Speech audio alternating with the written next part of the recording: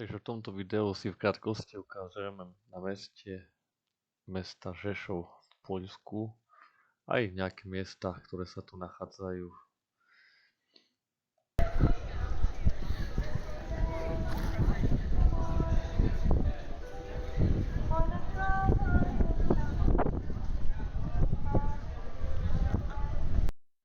Aktuálne prechádzame ulicou, ktorá sa nazýva ulica 3. mája.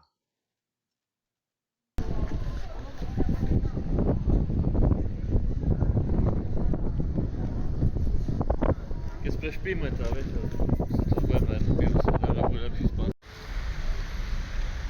Teraz sme sa presunuli na okraj mesta Žešov, kde je kopec obchodných centier, kde sa dá poriadne nakúpiť a kde sa pozrieme vlastne parkovisko, čo stojí parkovné, koľko hodín je parkovanie zdarma.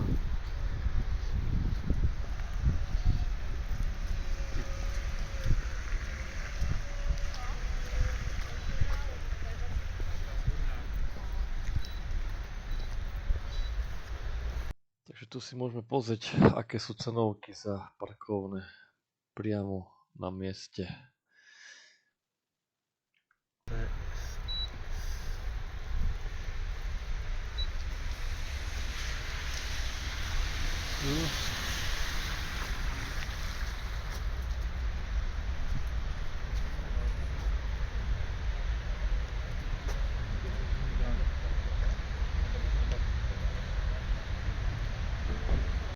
Burgery. Lepiej to burgery, takie normalne jedło. Irish pub. Irish pub?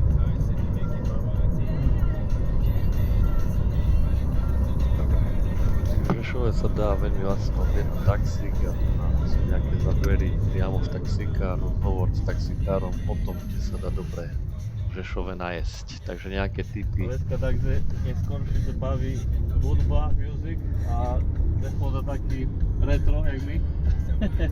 Fyzika w sensie. Tak. Samozrejme aj nejaký tip na retro hudbu v pozadí. Czy kluby z muzyką. Zistili sme, že takýto podnik sa volá Grand, ale je to skôr pre mladšiu generáciu. Kluby, a restauracje to myślę, że ten Irish najlepszy. Irish lepší a Veska Nám vyhovuje viac jedlo. Irish, Habana, Texas pub też. ale Habana to jest Restauracja.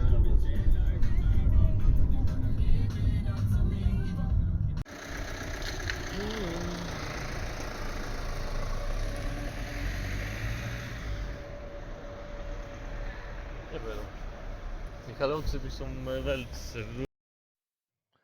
Takže taxík nás vysádil priamo alebo rovno pod Rinkom na námestí.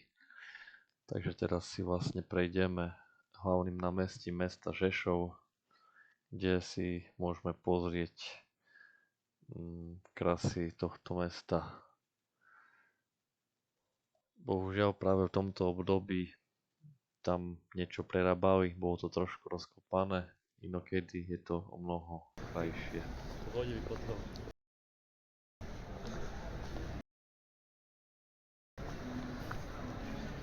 Taký Irish spomínam. Tam je zvykle.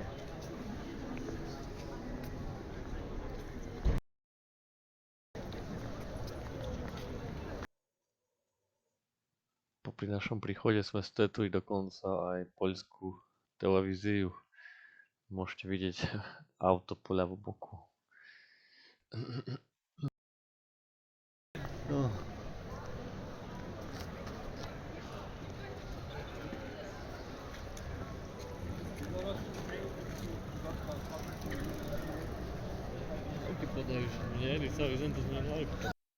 Takže záber na ratuš Miesky, takzvaná radnica mesta, ktorá sa nachádza na začiatku Rinku.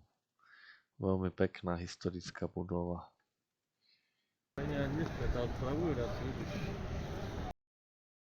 To budova šumná, radnica stará. To bol druhé.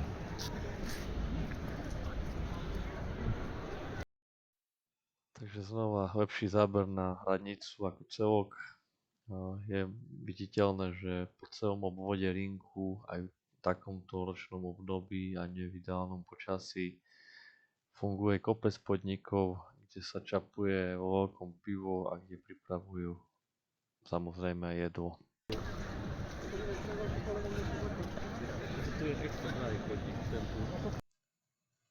Samozrejme tým, že sme na rinku, tak aj cena zodpovedá tomu, kde sa nachádzate, a to znamená, že cenovky priamo na rinku sú o čosi vyššie než niekde na boku v uličke, rovnako ako aj v iných mestách.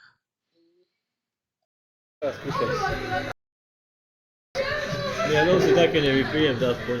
Takže našli sme podnik s názvom Texas.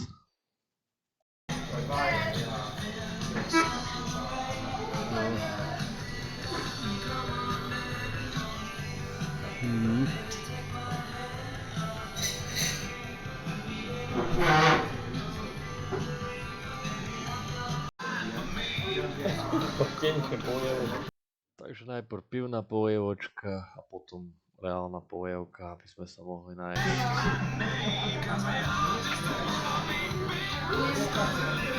Takže smačného.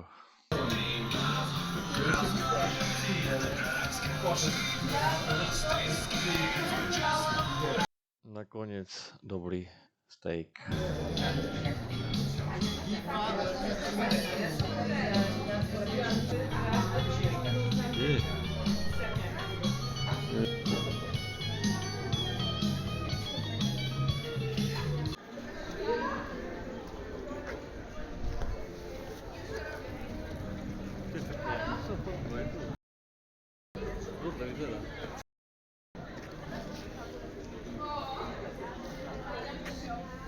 Nachádzame sa na ulici blízko rinku a môžeme vidieť nejaký Grand Coupe, je to nejaký zabavný podnik pre mladých. Takže ak sa má chuť niekto dobre zabaviť, tak môže prísť do Žešova navštíviť Grand Coupe, ktorý sa nachádza blízko rinku. Určite skvelá poľská zabava. Takže taká pozadí retro.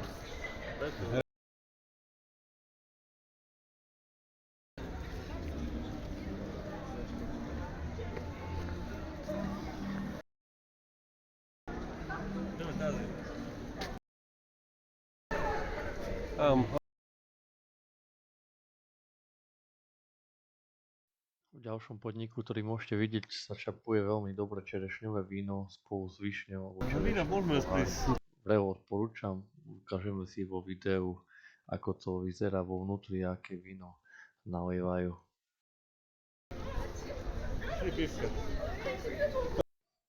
Takže prejdeme sa aktuálne mestom v centre a pozrieme nejaké reštaurácie, ani možno nejaké bary, ktoré mesto Žešov ponúka. Rovnako si pozrieme aj na cenovky, ktoré sú dostupné na vonkajších miestach. Čiže poďte sa s nami pozrieť, čo všetko a za akú sumu je možné v Žešove dostať.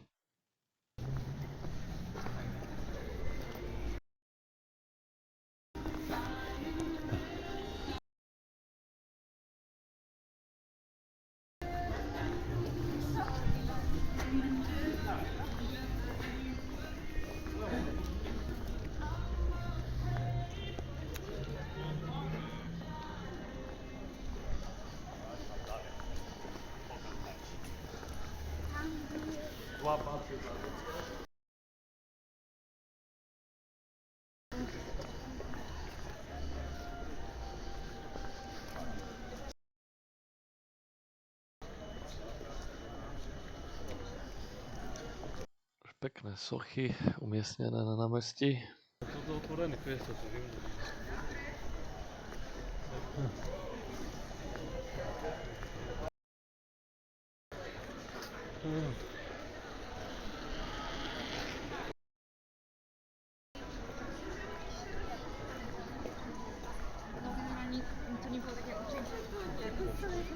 Habána reštika. A toto hovorí, to je dobrá štika. Na tejto ulici sa nachádza veľa reštaurácií a barov, čiže je z čoho vyberať. To poďme do Aríšu, tam bude klasika pre nás. V Reštíkach je pomerne dosť veľa ľudí a niekedy pýtajú rezerváciu.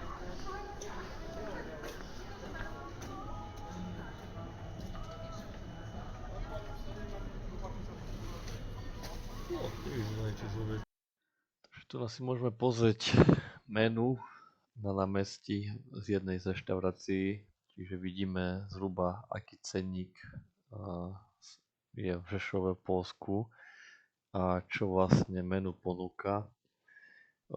Konverzný kurz je cca 4 zloty na zloté na 1 euro, takže si veľmi rýchlo viete prepočítať, čo koľko stojí, čiže to znamená, že 40 zlotých je cca 10 eur. Takže tie ceny sú podobné ako na Slovensku, čiže úplná pohoda.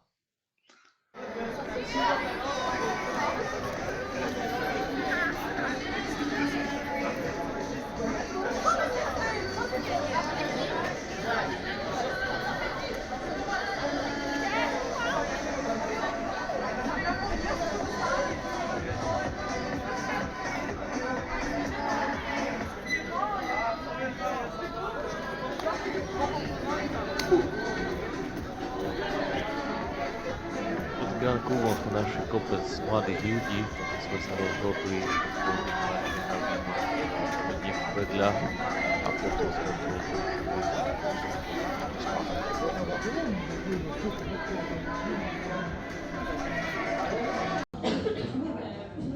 Čo tak?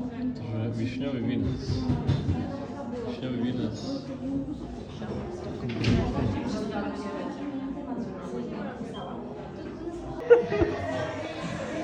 Také nové video, hej?